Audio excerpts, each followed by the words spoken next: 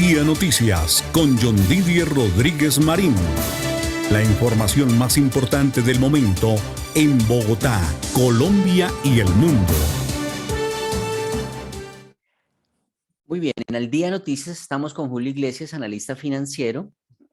Y si Petro gana, también es el título del libro que él ha sacado, que ha publicado y que ya está en su segunda edición. Julio César, ¿no? Muy buenos días. Hola, John Didier, buenos días, ¿cómo le va?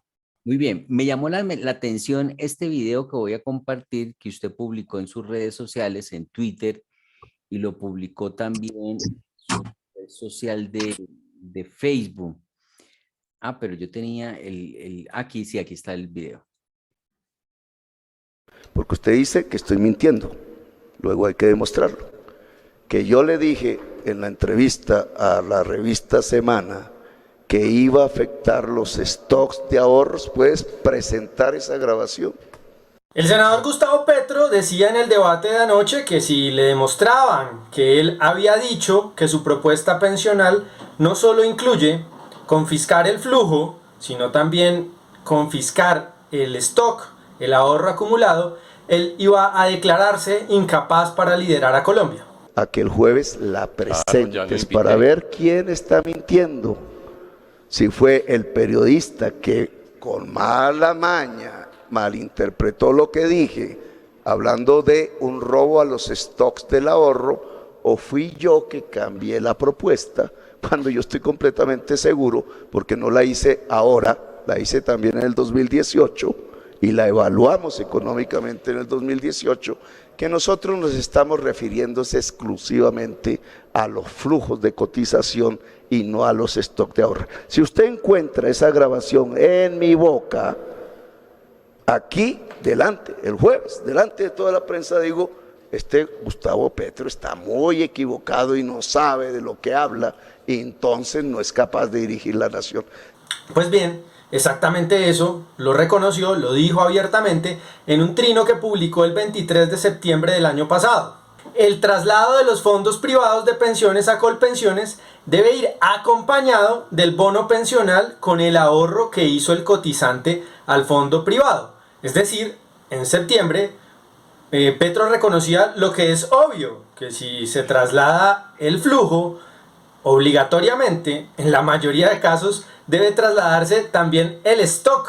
Candidato Petro, usted efectivamente ha propuesto no solamente confiscar el flujo, expropiar el flujo de los ahorros pensionales, sino también el stock. Y por lo tanto, si usted tiene palabra, debe aceptar que anoche mintió y además aceptar que usted no es capaz de dirigir este país.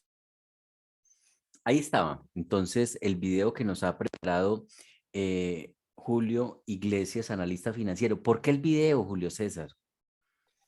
No, John Didier, pues desde hace meses vengo hablando sobre el tema pensional. Yo creo que es uno de los temas más importantes de esta campaña electoral, de los temas más polémicos. De hecho, usted ve los debates y en donde hay mayores desencuentros es generalmente en lo que tiene que ver con las pensiones. La razón de fondo, creo yo, es porque bueno, en Colombia no ocurre o no ocurrió como en Venezuela, por ejemplo, que había reservas de petróleo gigantes enterradas en el subsuelo que producían miles de millones de dólares, pero en Colombia sí, lo que sí hay es 100.000 millones de dólares eh, en ahorros pensionales y miles de millones de dólares adicionales que se agregan a esa masa de recursos cada año. Y esa cantidad de dinero no solamente a Gustavo Petro, sino en realidad a cualquier político se le hace muy atractiva porque es unos recursos que están, digamos, están ahí, no disponibles, pero sí potencialmente, a los que potencialmente podrían acceder. Y cuando pues, un político como Petro tiene unas ambiciones de gasto tan grandes, como él mismo ha reconocido en los debates, cuando sus intenciones son multiplicar los programas de subsidios, multiplicar el tema de las universidades públicas, condonar las deudas en el ICETEX, crear bancos públicos, crear programas de empleo estatal, pues indudablemente necesita de dónde sacar esos recursos. Y pues ya vimos el año pasado que la población no está muy dispuesta o no quiere pagar más impuestos. El grueso de la población rechaza con razón más carga tributaria. Entonces, ¿qué queda? Pues uno de los caminos que queda es que precisamente ese dinero del ahorro pensional privado, que hoy le pertenece a millones, a 18 millones de personas, pero que pues hay evidentemente personas que quieren quitarle la propiedad a los trabajadores de esos recursos. Julio, cambió Gustavo Petro el discurso porque dijo que no lo dijo, que se le encuentra en la grabación, pero no solo lo dijo, sino que además lo escribió. Como al principio generó tanta reacción en contra de mucha gente, uy, nos van a expropiar las pensiones, a él le pareció fácil decir, voy a coger esta plata, se la doy en subsidio o pensión a los abuelitos, la tercera edad, que reciban 500,000 pesos, eso vale tanta plata, aquí está la plata, y con los nuevos ingresos y cotizaciones, pues se cubren las nuevas pensiones. Así fue que lo planteó él, me pareció a mí. John Didier, él siempre ha sido coherente, por lo menos durante los últimos meses, en decir que su idea es expropiar, quitarle la propiedad a los trabajadores del régimen privado de las cotizaciones, que es lo que él llama los flujos, que es de aquí en adelante lo que usted aporte a seguridad social, a pensiones, esto ya no va a ser suyo, que ya no va a entrar a una cuenta individual en una AFP, sino que va a ser del Estado, en el sentido de que esas cotizaciones van a llegar a Colpensiones. Entonces, no se trata simplemente que uno se cambie de entidad, que se cambie de la AFPX a Colpensiones, y allá en Colpensiones pues vaya a seguir acumulando plata a nombre de uno. No, el problema es que en Colpensiones no existen cuentas individuales, ¿sí? No, allá usted le llega, digamos, un reporte, pero ese reporte no es un extracto con plata, sino que le llega un reporte de cuántas semanas ha cotizado al sistema, pero allá usted no tiene plata, porque además no existe, o sea, Colpensiones no tiene ahorros, Colpensiones es una entidad deficitaria, lo que recibe cada mes se lo va gastando en pagar las pensiones. Ok. Se le mutió eso, ya. Aló, ¿ahí me escucha? Sí, ahí recuperamos su audio. Pues, ni a nivel general, tampoco a nivel particular. Entonces, pues cuando usted lo pasan, cuando usted lo obligan, digamos, porque eso es lo que él propone abiertamente, usted hoy está en una AFP hoy, yo lo voy a pasar obligatoriamente, no si quiere, sino obligatoriamente a Colpensiones. Pues de ahí en adelante, todas las cotizaciones que usted haga ya no van a ser suyas, sino que van a ser del Estado. Y él lo dice, ¿y qué va a pasar con esas cotizaciones? Pues lo dice abiertamente, con esas cotizaciones va a pagar a 3 millones de personas un subsidio de 500,000 pesos. Pues, ¿de dónde sale esa plata? Pues de lo que antes era propiedad privada, lo va a socializar, lo va a coger para entregarle a 3 millones de personas un subsidio de 500,000 pesos. Le va a expropiar a 18 millones las cotizaciones para entregar subsidios de 500,000 pesos a 3 millones. Es claro, él lo reconoce, ahí le da usualmente una vuelta, pero esa es la fuente de financiamiento. Otra cosa distinta, que esa en realidad es la polémica que hubo en el debate, otra cosa distinta es qué pasa con el stock, y el stock es John Didier y audiencia, es esos depósitos que ya se hicieron. Fíjense que ahorita hablábamos de lo que va a pasar de aquí en adelante, o del momento en el que se apruebe la reforma, en adelante con las cotizaciones. Esas cotizaciones son los flujos. Y otra cosa es el stock. Entonces el stock es lo que usted ya acumuló en su cuenta individual en la AFP en el pasado, ese ahorro que tiene más los rendimientos, porque gran parte de lo que la gente tiene en las cuentas individuales de pensiones, se meten a ver el informe, se van a dar cuenta que son aportes y usualmente la mitad o a veces más de la mitad de lo que tienen, dependiendo de cuándo comenzaron a cotizar, son rentabilidades que se han ido acumulando ahí, que se han ido capitalizando. Entonces, ¿qué va a pasar con ese dinero? Petro, y ese es el punto clave, Petro ha venido sosteniendo que ese dinero la gente lo puede mantener, entre comillas, libremente a nombre suyo. A pesar de que él ha reconocido que tanto los flujos como esos depósitos naturalmente son dinero público. Entonces, pues, ahí hay como una incoherencia, porque son dinero público, pues también el Estado debería poder expropiarlos o usarlos como disponga. Pero en realidad él ha dicho, no, esa plata se va a poder quedar ahí en una cuenta de AFP y yo no se la voy a tocar. Y esa es la discusión.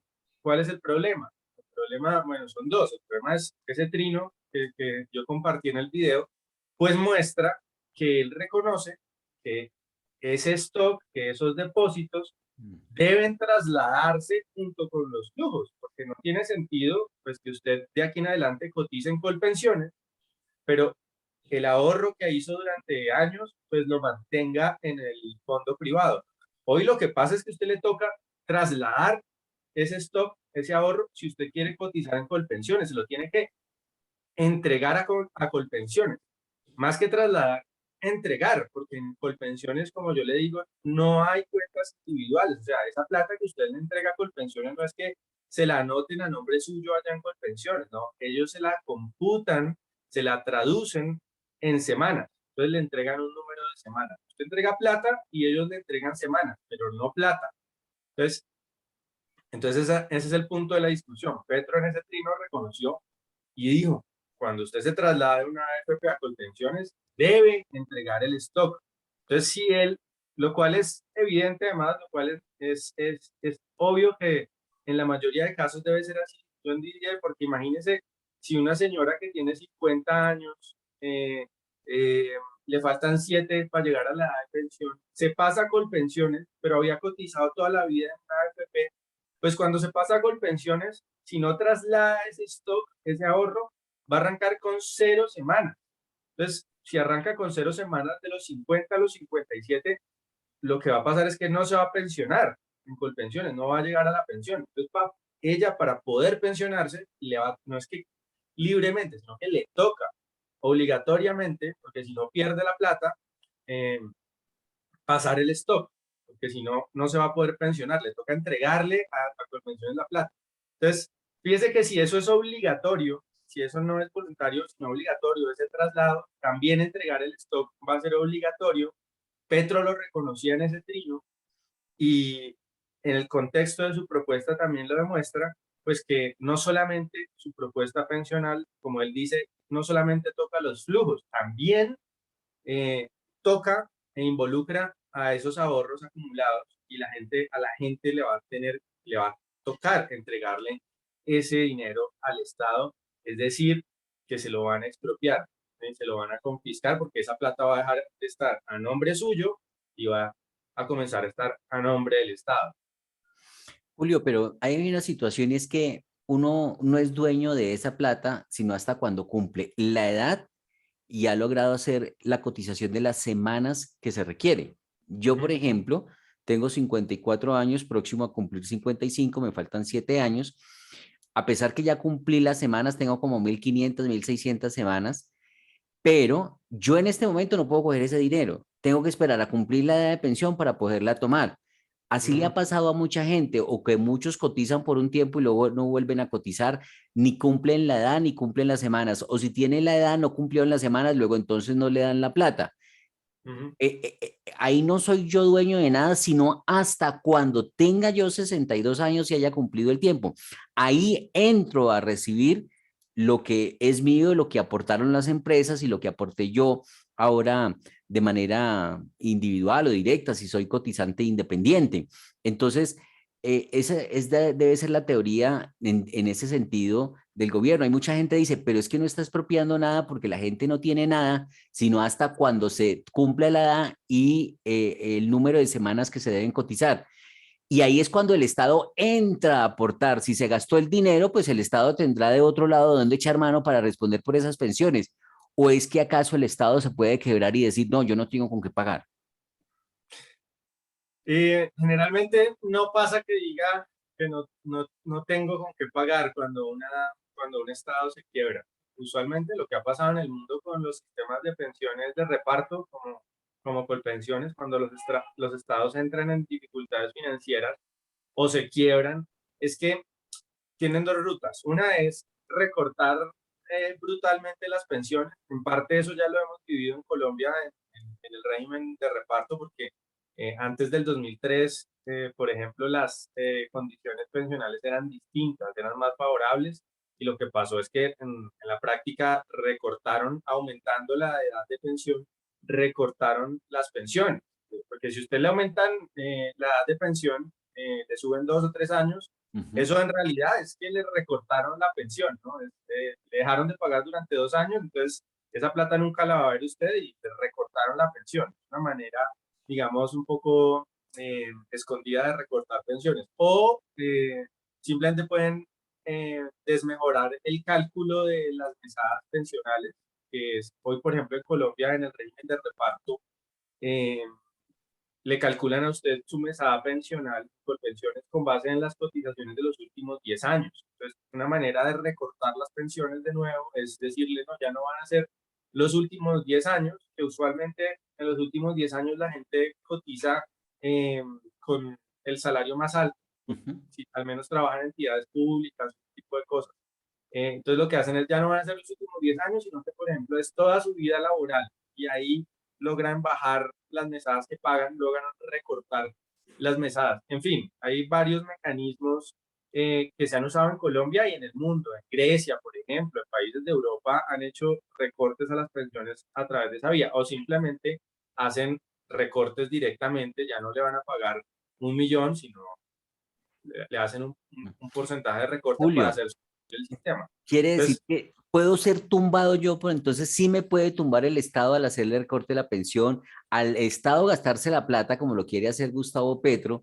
Puede haber un momento en el que el Estado no tenga cómo responderme y empiece a tomar medidas de manera que me recorte y disminuya la mesada. sí, no solamente porque haya un gobierno irresponsable, sino porque la arquitectura del sistema es piramidal. Y como, o sea, esto es una pirámide legal, obviamente, es una pirámide del Estado, pero no está exenta de lo que le pasa a todas las pirámides, que es que se hacen insostenibles cuando no hay mucha gente en la base de la pirámide, ¿no? Los de arriba se quedan sin con qué recibir los beneficios y no hay mucha gente entrando a la pirámide. Y como la sociedad colombiana se está envejeciendo, entonces ya se sabe que Colpensiones es insostenible. Hoy en día es insostenible porque el Estado le tiene que transferir plata para poder pagar las pensiones, pero en la medida en que la sociedad se envejezca más, va a ser más insostenible.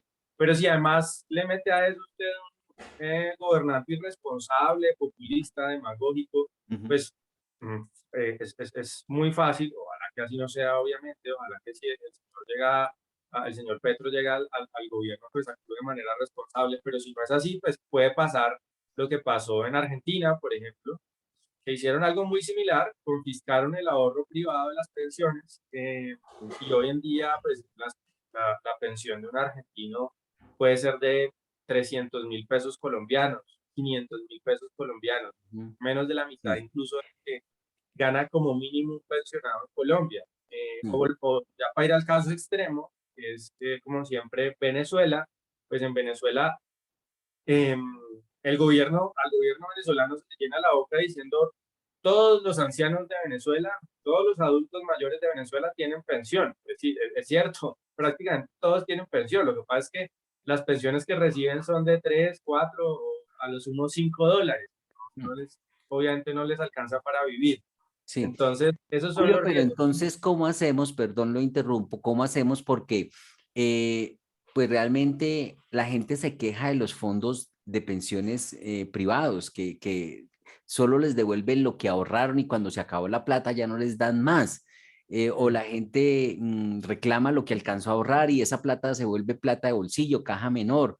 O, por Sí. ejemplo, cómo se puede hacer con este tema de que Colpensiones subsidia y por qué las pensiones altas, los que ganan más de 25 millones de pesos en una pensión, porque hay que darles más a las pensiones altas. Entonces ahí hay una serie de situaciones irregulares que habría que corregir. ¿Cómo sugiere usted que se debe corregir el tema de que consideran que los fondos privados son un atracadero y que Colpensiones además es un sistema inequitativo porque le ayuda a los que más ganan?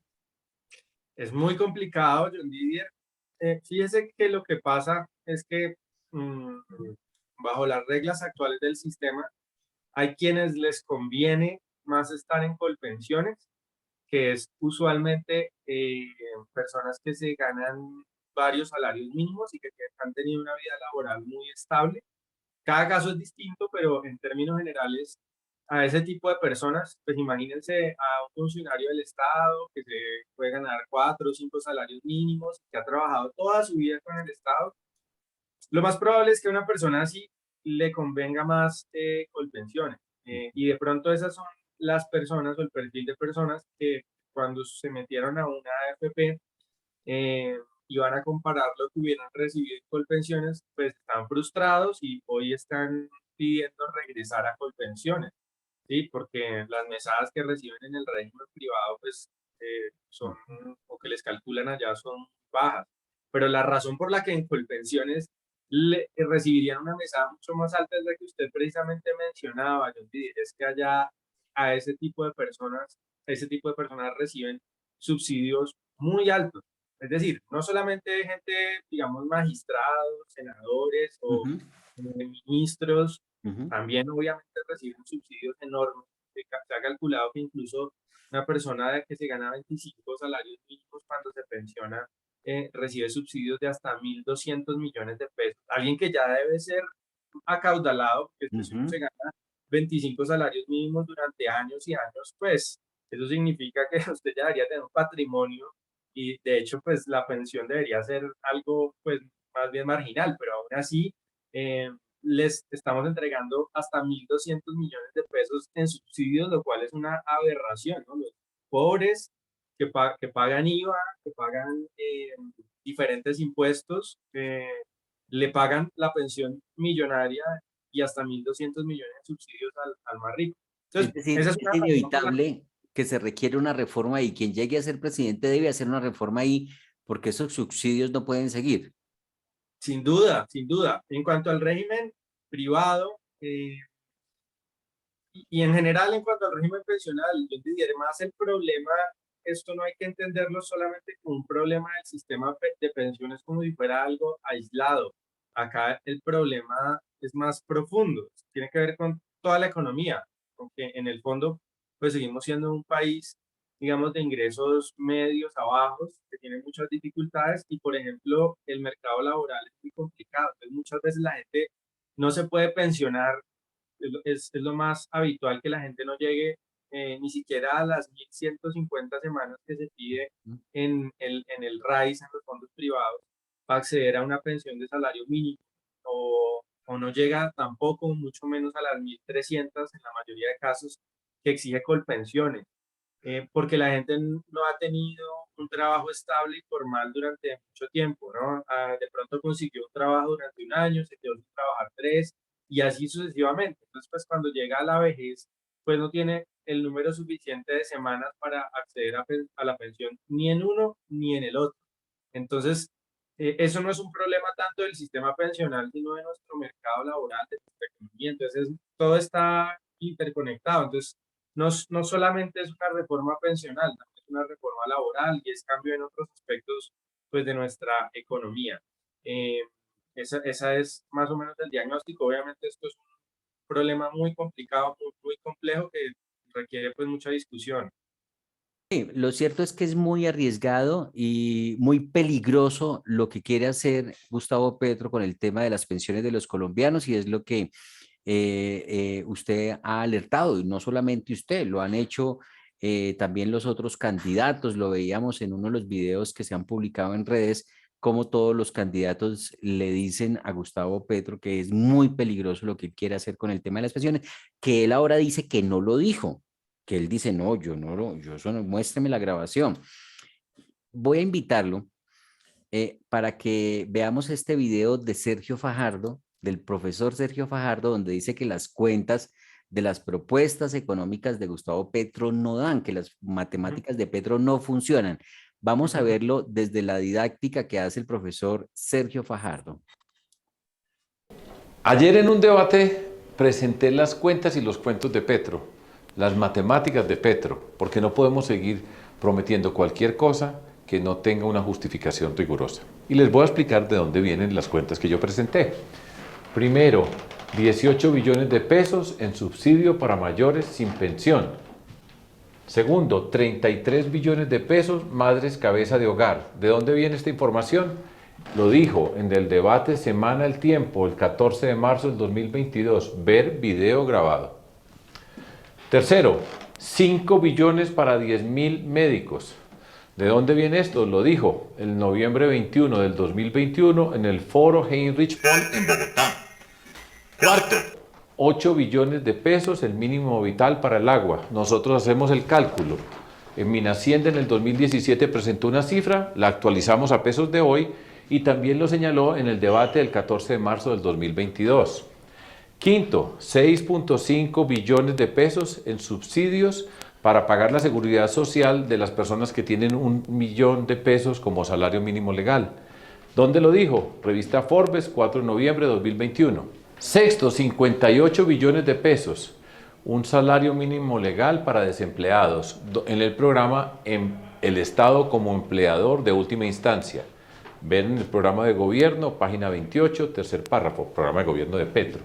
Todo esto suma 128.5 billones de pesos. Ahí están las cifras, las matemáticas de Petro. Bueno, Julio, nos está mintiendo Gustavo Petro, nos está vendiendo la casa en el aire. ¿Cómo es el asunto? Sí, no, pues, clarísimo lo que dice Fajardo. Además que ahí faltan cosas, ¿no? Falta el tema de los bancos estatales. Él dice que va a acabar con el gota a gota, creando o creando nuevos bancos públicos o incrementando el tamaño de los que ya hay, como el Banco Agrario, para prestar masivamente microcréditos a amplios sectores de la población. Eso no está ahí cuantificado y sin duda costaría billones adicionales. O el tema de las universidades nuevas, el tema de, creo que tampoco estaba ahí en el video de Fajardo, en fin, hay más cosas. Y eso, por supuesto, no lo justifica Petro desde el otro lado, ¿no? Si uno dice, no, me quiero comprar un Lamborghini y me quiero ir de vacaciones a Tailandia y al Caribe durante un mes, pues muy bien, que uno diga eso, que uno quiera y tenga ese sueño, pero ¿cómo? ¿No? ¿De dónde va a sacar la plata? No solamente pues, tiene que llegar y prometerle a la familia que los va a llevar de vacaciones, sino, hombre, si es serio, si es responsable, pues también tiene que saber cómo se va a gastar esa plata y cómo y de dónde va a sacar esa plata, además sin comprometer la comida de la familia. Entonces, pues Petro claramente no ha sido responsable, no ha hecho unas cuentas claras de dónde sale esa plata, él simplemente su programa de gobierno es una lista a Papá Noel, ¿sí? Es una lista de estas que piden los niños de deseos y regalos y no tiene ningún cierre, ningún cuadre financiero por ningún lado, porque además, y esto es lo siniestro de esta parte, es que a la gente no le importa, ¿no? A los ciudadanos, en el fondo, a la mayoría de los ciudadanos, no están mirando estas cuentas, simplemente escuchan que hay un señor que les parece muy simpático, muy agradable, y que les está prometiendo que va a entregar subsidios de 500.000 o 1.000.000 de pesos a las madres de familia, 500.000 a los adultos mayores, mejor dicho. Escuchan estas cosas y simplemente porque les simpatiza este personaje le creen, pero pues no hay desde ningún punto de vista una contabilidad seria de cómo o de dónde va a sacar los recursos para hacer esto. Más allá, y esto es lo más preocupante, John Didier, más allá, y por eso yo insisto que el tema pensional es clave, más allá de los recursos pensionales, pues si comete la locura de de, de confiscar el ahorro pensional, pues tal vez pueda comenzar a aplicar estas ideas. Sí, pero no se puede, usted que es analista financiero, no se puede hacer una reacomodación del presupuesto. Como siempre se ha dicho que se gasta mucho en el gasto militar, entonces en el tema de defensa. Entonces puede ser que haya un reacomodo del presupuesto o tendría que hacer una reforma tributaria o tendría que devaluar, tendría que imprimir billetes. ¿Cómo se podrían financiar todos esos programas que además creo que en las cuentas que hizo el profesor Fajardo no vi el tema de matrícula cero? Sí, imagínense, no, hay muchas cosas que quedaron por fuera que él ha dicho. Es muy difícil, el gasto público es muy, dijéramos, estático, paquidérmico, en el sentido de que es muy complicado reducir eh, partidas de, de gasto gruesas, ¿no? Importantes. Eh, Empezando porque de las mayores partidas de gasto son los gastos de funcionamiento, que son nóminas del Estado, y pues imagínese usted un presidente que dijera que va a sacar a la calle a pues miles de militares, lo cual además es discutible que sea prudente, o que va a sacar a la calle a miles de personas que trabajan en la justicia o en cualquier otra rama. Pues eso es muy difícil de hacer. Al contrario, el Estado tiene, digamos, una inercia más bien a seguir creciendo, ¿no? A seguir creciendo. Entonces es complicado encontrar sectores o rubros de gasto que se puedan reducir. Hay, por supuesto, siempre eso que escuchamos de, ¿no? Que quitarle la escolta a unos, que quitarle las camionetas, que incluso reducir el tamaño del Congreso. Todas esas cosas se pudieran hacer y deberían hacerse, pero eso no, digamos, no es significativo en estas proporciones. Es decir, ahí no se van a encontrar 50 billones de pesos en ese tipo de cosas, ni en las nóminas de los congresistas, ni en los carros blindados, ni en los Pero también celulares. dice que si se deja de robar, que la corrupción le cuesta al país 50 billones de pesos.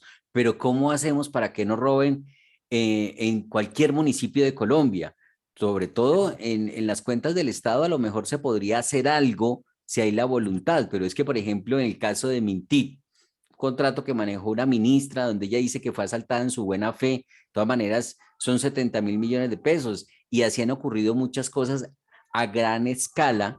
Sí, Reficar, por ejemplo, esos son otro de los temas de corrupción en el país, pero también en Titiribí o en el municipio de Barranca Bermeja, donde el alcalde ha sido en este momento procesado por irregularidades en contratos, ahí no hay responsabilidad del alto gobierno. Es decir, es tan complejo poder garantizar cero corrupción en todo el aparato del andamiaje del gobierno nacional, el gobierno departamental y los entes territoriales, que va a ser muy complicado poder garantizar que se va a reducir a cero la corrupción y que ahí está la plata que se necesita. sí, sí, no, en realidad nadie sabe, John Didi, eso de los 50 billones de pesos es un cuento, la verdad, nadie sabe cuánto se pierde por corrupción, por robo en el Estado colombiano. Sin duda debe ser mucha plata, pero lo de los 50 billones de pesos es como un mito urbano que comenzó a circular y que todo, porque un procurador en algún momento lo dijo, pero por eso no hay estudios, no hay datos, es muy difícil tener datos sobre eso. Pero aún así, si usted eh, eh, incluso milagrosamente pusiera ángeles en el Estado colombiano, lleno de ángeles, eh, pues y que no se robaran un solo peso, no va a alcanzar para recaudar la cifra que mencionaba Petro, ni 50 billones ni 168, muchísimo menos, no alcanza.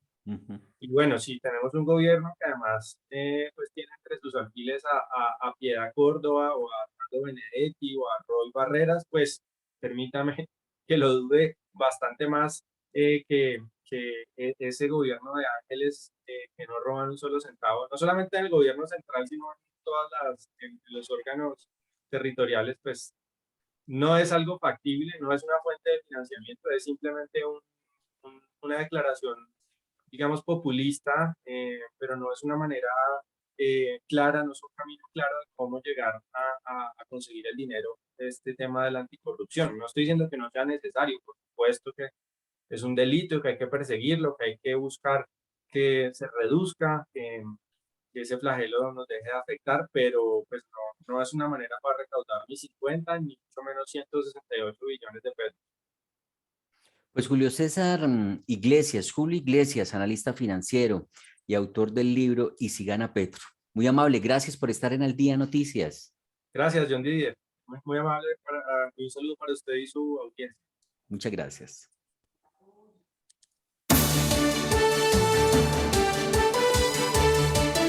Al Día Noticias con John Didier Rodríguez Marín. La información más importante del momento en Bogotá, Colombia y el mundo.